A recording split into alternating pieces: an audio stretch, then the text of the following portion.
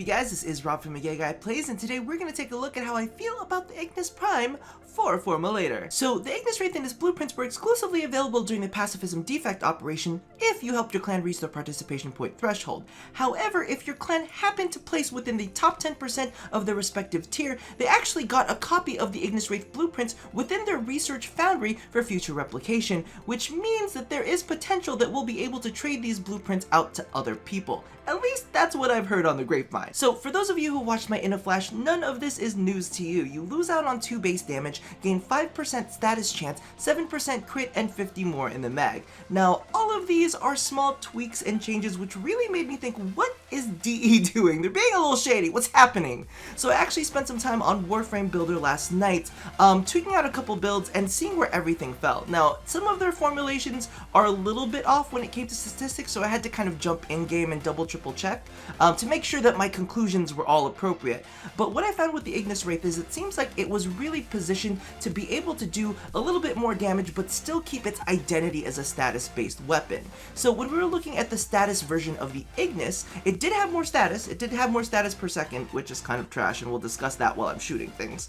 But it lost out at about 2,000 points of damage for sustained DPS and pretty much all of the other damage types. Now, the only way to make up for that was actually getting rid of several status mods and putting in the 90% damage mods, and that actually cut the Ignis' status chance down by a lot. So a part of me looked at the Ignis Wraith and was kind of like, okay, well, you can basically do the best of both worlds, which I think is what they were trying to do for it. Alright, now after a little bit of playtesting, I actually kind of noticed that level 65 is about where this weapon stops being an efficient killer.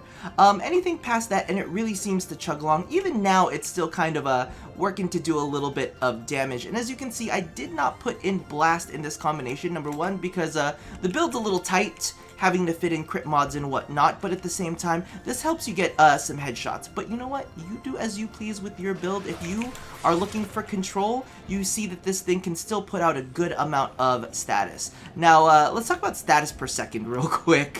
One of the things that people have not quite grasped yet, I think people are kind of catching on to it, is that status per second is not the same thing as status chance on a standard weapon. Now, status per second gauges how many times a weapon can possibly proc per second. Now, if you look at this build right here, it's actually got a fire rate of 16, and that is 16 units per second. So that's 16, I don't know, fire spews per second. So what we're saying with a status chance of 105.6 per second, that is, you're gonna get one of those 16, at least one of those 16 to trigger status chance. Now, clearly that's not as good as if you look at something kind of like, let's take a look at, where are you? Oh, because this is primaries. Let's take a look at the Axe Stiletto. So with the current build that we are running with it, we have a 95.1% chance, but because of the fact that the status chance is tied to shots instead of seconds, here we have a fire rate of 11.33, so we have like a 95% chance to proc status 11.33 times in that second. So that's kind of why status per second is kind of poo-poo as opposed to just standard status stats.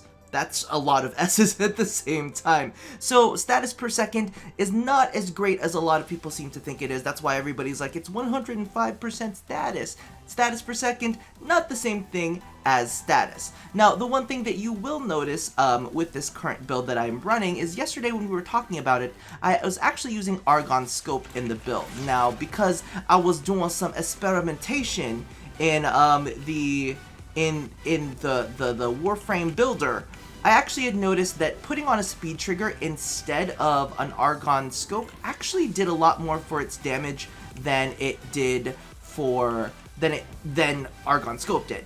So that's why I actually went ahead and swapped that out. Now, to be honest with you, Vile Acceleration actually does even more. It boosts up its status per second even more because, you know, more rounds are being fired per second.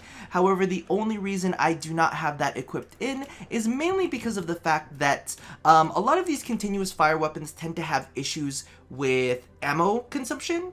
Now, I know some people gonna be like, well, maybe you should use the carrier, and I'm not gonna do that. Alright, I'm not gonna do that.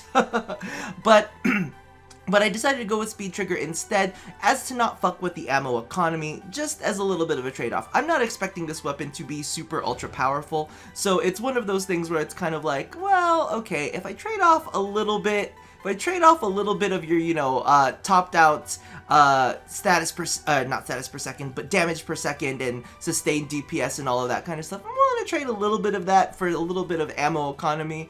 It does have a high reserve of 800, so that's not necessarily too bad, and rifle ammo is pretty easy to come across, so feel free to slot in a vial acceleration in the build. Actually, let's just take a look at the build right now, and I'm gonna do this right now, and so many people are gonna get angry at me. Don't get angry at me. This is just my feels. Yes, I understand there is no firestorm in the Ignis. Fire and Ignis, I know. But the thing is, I like my sprays to be nice and concentrated. I don't need them to go all over the place, okay? I just need them in a concentrated spot. I don't need them everywhere. Heavy caliber already makes it go enough for me as it is. So this is my current build for it. You can swap out speed trigger with vial acceleration. I can actually do that in this build just in case, right? Just in case I want to feel it. Please don't make me. Yes, okay, so you can do that, and you will get a boost to damage overall. At least that's what Warframe Builder says. However, me personally, I'll keep the ammo economy with speed trigger. Now, as you guys can see, it still went ahead and did all of the things that you absolutely love. It'll still pop spores. It'll still provide a lot of control if that's what you want it for. But that pretty much does it for this episode. That's all of my feels right there for you. So I guess, as always, love somebody, hurt nobody, and touch yo body. I feel like these are so quick now. I don't know. We're gonna do some more experimentation for everybody who missed the old formats of the quick draws. We're gonna figure out something. But I did not want to let the Ignis Wraith go without at least a decent video for it. Anyway, I'll see you guys later. Bye-bye.